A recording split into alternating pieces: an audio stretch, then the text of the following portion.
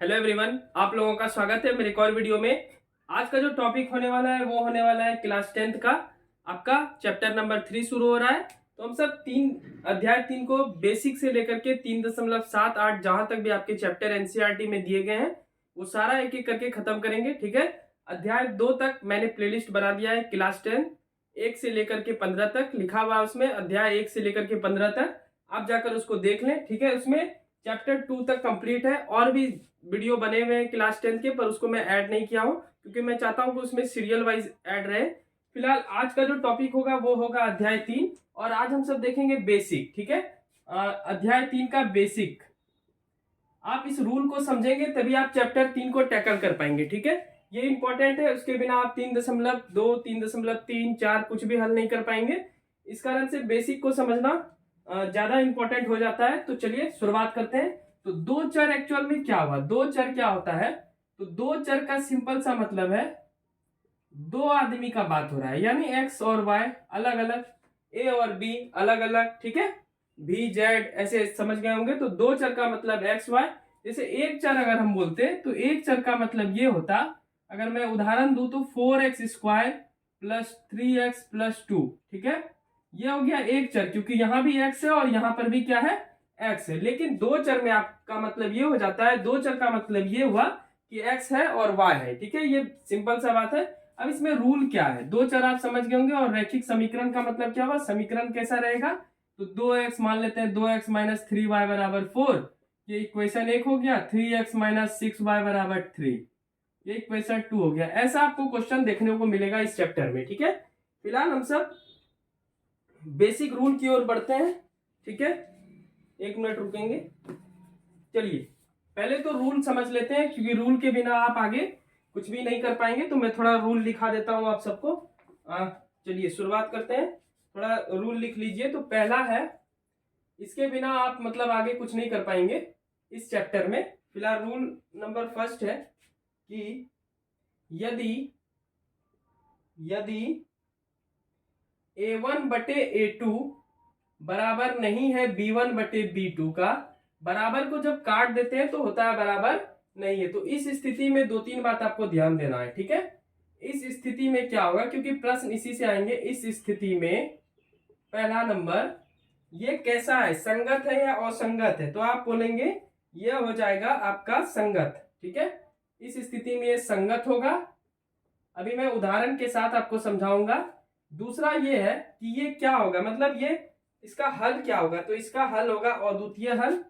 ठीक है, दो अलग अलग हल आएगा, अद्वितीय हल, अद्वितीय हल होगा। और ये कैसी रेखा होगी, ये कैसी रेखा होगी? समांतर होगी, प्रतिच्छेदी होगी, ठीक है, या फिर कुछ और होगी? तो इसको हम सब देख लेते हैं। तो ये हो जाएगा प्रतिच्छेदी। तो आपको ये 3 पॉइंट आपको याद रखना है, प्रतिच्छेदी होगी। मैं आपको समझाऊंगा अभी। देखिए, प्रतिच्छेदी समांतर रेखा 3 प्रकार का होता है। ठीक है, रेखा 3 प्रकार का होता है। रेखा कितना प्रकार का होता है? 3। ये इतना इंपॉर्टेंट नहीं है, और थोड़ा सा जान ले। प्रतिच्छेदी का मतलब ये हुआ कि आप किसी चीज को काट दें। ठीक है, एक होता है समांतर, कांस्टेंट आगे बढ़ते रहे, एक सिंपल सीधा रेखा। एक होता है संपाती। संपाती का मतलब हुआ एक रेखा इधर भी बढ़ा और उतना ही इधर ही बढ़ा। ठीक है, उसी को बोलते हैं संपाती रेखा। तो जब a1 बटे a2 बराबर नहीं है b1 बटे b2 का, तो ये इस स्थिति में 3 बात होगा।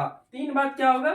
एक तो रेखा संगत होगा, दूसरा यह अद्वितीय हल होगा, तीसरा प्रतिच्छेदी होगी। ये तीनों पॉइंट आपके मुंह पे याद होना चाहिए। ठीक है, इसके बिना आप आगे सॉल्व नहीं कर पाएंगे। अब अगर इसको मैं उदाहरण के तौर पे समझाऊं, क्योंकि उदाहरण इंपॉर्टेंट हो जाता है। ठीक है, इसे आप नोट डाउन कर लेंगे बाद में। तो चलिए मैं आपको इसको उदाहरण के तौर पर थोड़ा सा समझा देता हूं। प्रकाश डालिए इस पे। उदाहरण अगर मैं लूं, एक कोई क्वेश्चन मैं लेता हूं इसी बुक से। मान लेते हैं उदाहरण है 2x माइनस वाई बराबर 0 और 2x प्लस 5y बराबर 24। मैं अभी आपको बताया था कि ऐसा ही क्वेश्चन आपके बुक में रहेगा। तो मान लेते हैं इसको इक्वेशन 1 मान लेते हैं, इसको इक्वेशन 2 मान लेते हैं। ठीक है, सिंपल सा बात है। फैन ऑफ करके गर्मी बहुत लगता है, पर कोई बात नहीं।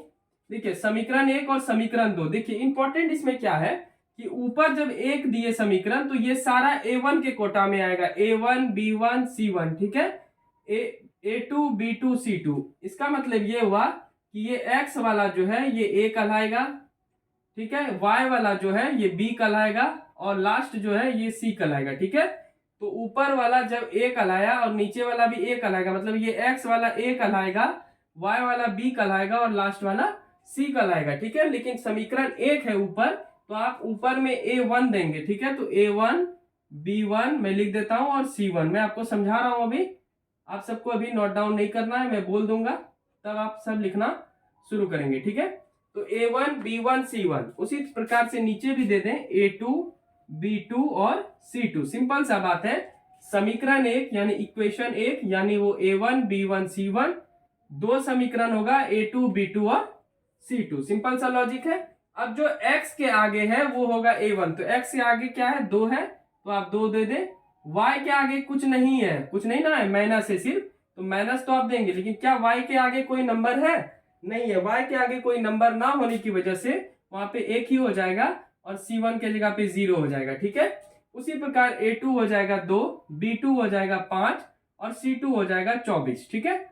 अब अगर इसको मैं लिखना चाहूं कि आखिर ये कैसा है, मतलब ये अभी तो मैं बता रहा हूं इसका उदाहरण है, लेकिन आपको ऐसे तो पूछेगा नहीं, डायरेक्ट क्वेश्चन आएगा और आपसे डायरेक्ट पूछ लेगा कि बताइए संगत है या असंगत, या पूछ लेगा प्रतिच्छेदी रेखा है, समांतर रेखा है या संपाती रेखा है। अभी 3 रेखा हम सब देखे थे, तो देखिए कैसे पता करेंगे। तो सबसे पहले तो आप तीनों को बराबर लिखेंगे, क्योंकि बाद में देखेंगे कि आगे की स्थिति क्या होती है। तो तीनों को जब हम बराबर लिख दिए तो A1 के जगह पे आप 2 लिख देंगे, A2 के जगह पे 2 लिख देंगे, B1 के जगह पे -1 और B2 के जगह पे 5।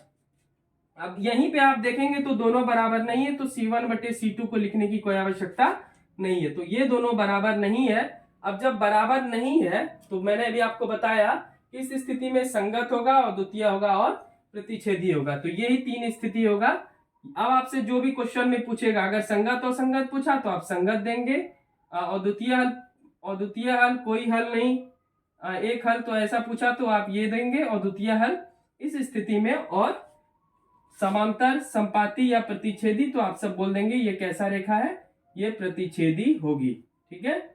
तो ये आपका है पहला रूल। इस स्थिति में क्या इसका मतलब हुआ कि A1 बटे A2 बराबर नहीं है B1 बटे B2 का, तो इस स्थिति में संगत होगा और द्वितीय हल होगा और प्रतिच्छेदी होगा, ठीक है। तो अभी मैं आपको उदाहरण के साथ समझाया कि इधर वाला A कहलाता है, यानी ये x वाला A कहलाएगा, y वाला B कहलाएगा, और जहां x y नहीं है वो C कहलाएगा। ऊपर चूंकि समीकरण एक है तो वो A1 B1 C1 कहलाएगा, समीकरण 2 नीचे है तो A2 B2 और C2 कहलाएगा। इसको सॉल्व करने के बाद आपका यही आता है, ठीक है। चलिए अब इसको जल्दी से नोट डाउन करें, क्योंकि अभी 2 रूल और बचा हुआ है, उसके बाद वीडियो का अंत करेंगे। उसके बाद 3.2 से हम सब शुरू करेंगे, क्योंकि 3.1 में ग्राफ है तो उसको मैं एक अलग पेपर में बता दूंगा बाद में। चलिए आप वीडियो को पॉज करके इसको स्क्रीनशॉट ले लें, या फिर आप वीडियो रोक करके लिख सकते हैं, ठीक है। चलिए फिलहाल आगे बढ़ते हैं। हम सब डायरेक्ट नहीं उतारेंगे कि सिर्फ स्क्रीनशॉट लेके उतार लिए, समझेंगे फिर नहीं, ठीक है। चलिए अब दूसरा रूल की बात करें तो सेकेंड रूल इसका लेते हैं हम सब।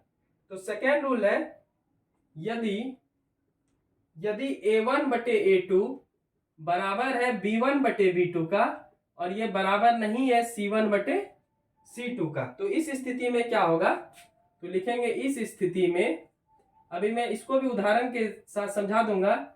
इस स्थिति में देखिए पहला इक्वेशन तो होगा क्या कि कोई हल नहीं निकलेगा, ठीक है, कोई हल नहीं होगा, ठीक है, कोई हल नहीं होगा।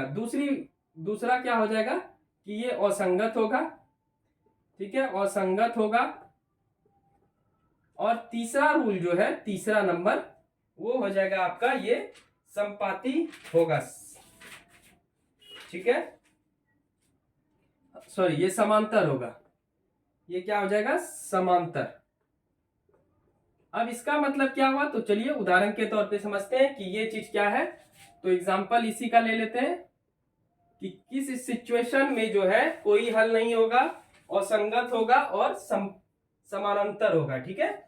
तो अगर मैं इसका एग्जांपल लूं तो चलिए x प्लस वाई बराबर 2 है, ठीक है, इसको इक्वेशन 1 मान लेंगे, और ये हो जाएगा 2x 2y बराबर 6, इसको इक्वेशन 2 मान लेंगे। बहुत इजी है, चलिए पहले तो इसको हम सब सॉल्व करते हैं। तो जो ऊपर वाला है वो मैंने आपको क्या समझा है, A1 B1 C1 है, A1 B1 और C1। तो A1 कौन कहलाएगा, जो x के आगे है, x के आगे कुछ नहीं है तो 1 है, 1 दे दें। B1 क्या कहलाएगा, जो y के आगे है, 1 दे दें। और C1 क्या कहलाएगा, 2। ठीक है। A2 की बात करें तो A2 x के आगे 2 है, B2 हो जाएगा 2 और C2 हो जाएगा 6। ठीक है। अब जो बराबर वाला लिखते हैं रूल उसको लिख लेंगे, बाद में हम सब देख लेंगे कि आगे क्या होता है। ठीक है। तो इसको तो हमेशा बराबर ही लिखना है। A1 आपका 1 है, A2 आपका 2 है, B1 आपका 1 है, B2 आपका 2 है, C1 2 है और C2 6 है। तो 2 एका 2, 2 तिया 6। ये दोनों तो आपका बराबर है, जान ही रहे। लेकिन क्या आखिरी वाला बराबर रहा, आखिरी वाला बराबर नहीं रहा। तो इस स्थिति में ये तीनों चीज होगा, क्या होगा कि ऐसा सिचुएशन अगर आपको मिल जाए तो कोई हल नहीं होगा, असंगत होगा और समांतर होगा। सवाल ऐसे नहीं पूछेगा कि ये तीनों बताइए, सवाल ऐसे पूछेगा कि आपको 3-4 समीकरण दे दिया जाएगा। ठीक है, मतलब 2-3 क्वेश्चन दे दिया जाएगा। तो उसमें या एक भी क्वेश्चन दे दिया जा सकता है, मान लेते हैं यही वाला क्वेश्चन दे दिया, लेकिन आपसे सवाल में ये पूछेगा कि बताइए ये संगत है या असंगत है। तो आपको रूल याद रहेगा तभी तो आप बता पाएंगे। कि नहीं, बताए थे कि A1/A2 बराबर है B1/B2 का, लेकिन वो बराबर नहीं है C1/C2 का, इसलिए वो क्या हो जाएगा, असंगत हो जाएगा। बात समझ में आ रहा होगा। ठीक है, तो ये आपको याद करना ही करना है। चलिए जल्दी से इसे नोट डाउन कीजिए, फिर हम सब तीसरा रूल लिखेंगे, उसके बाद हम सब वीडियो का अंत करेंगे। ठीक, तो जल्दी से इसको आप नोट डाउन कीजिए, बहुत इंपॉर्टेंट है ये रूल। चलिए तीसरा नंबर रूल देख लेते हैं और ये आखिरी रूल होगा, उसके बाद हम सब अगले चैप्टर की ओर बढ़ेंगे। पहले इसको आप सब अच्छे से करेंगे। चलिए तीसरा रूल है आपका, यदि A1/A2 बराबर रहेगा B1/B2 का और ये भी बराबर होगा C1/C2 का, इस स्थिति में क्या होगा, इस स्थिति में क्या होगा उसको हम सब याद कर लेते हैं। इस स्थिति में तो पहला नंबर ये हो जाएगा, अनंत होगा। ठीक है, अनंत का मतलब बहुत सारे आंसर आ सकते हैं। ठीक है, अनंत हल होंगे।